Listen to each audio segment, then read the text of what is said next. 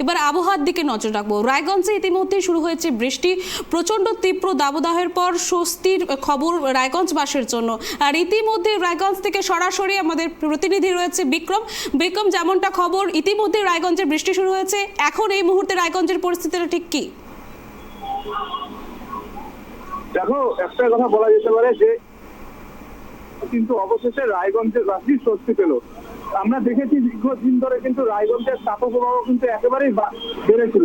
কোনো সময় 39 ডিগ্রি, কোনো সময় 40 ডিগ্রি, কোনো সময় 41 ডিগ্রি কিন্তু ছিল।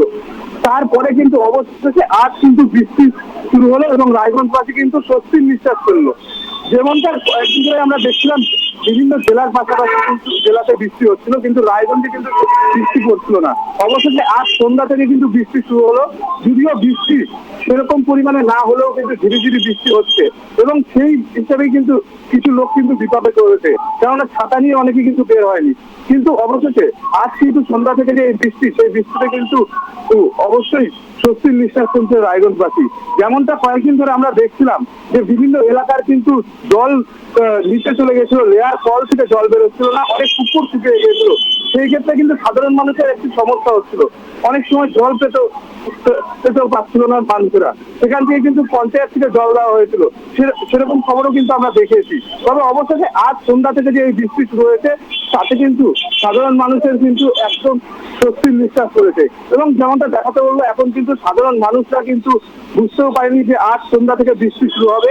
এবং সেই ক্ষেত্রে কিন্তু কিছু মানুষ ছাতা নিয়ে বের হলেও অনেকেই কিন্তু ছাতা নিয়ে বেরোতে পারেনি। সেই ক্ষেত্রে কিন্তু সাধারণ মানুষের একটু হলেও সমস্যার সম্মুখীন হচ্ছে। এবং তা ক্ষেত্রেও কিন্তু আজ যে সন্ধ্যা থেকে সেই বৃষ্টি শুরু হলো, তাতে কিন্তু রায়গঞ্জবাসী ইতিমধ্যেই স্বস্তির নিঃশ্বাস ফেলেছে।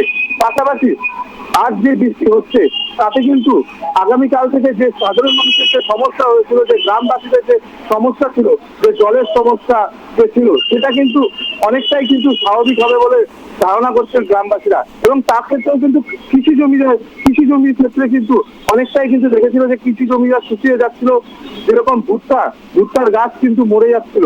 সেই ক্ষেত্রেও কিন্তু ভুট্টা চাষেও কিন্তু একটু স্বস্তির নিঃশ্বাস ফেলবে চাষিরা। এখন রাত পারলে কতটা বৃষ্টি বাড়ে, সেটাই কিন্তু এখন দেখার। সুষমা, ধন্যবাদ বিক্রম।